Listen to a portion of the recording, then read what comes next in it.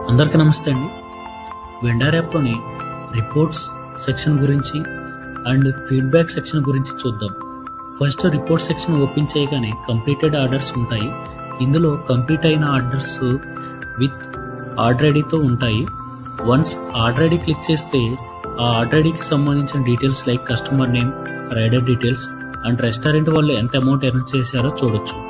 Next total settled amount, Speedy Serve నుండి restaurant వాళ్ళకి settle చేసిన అమౌంట్ ఇందులో చూడొచ్చు.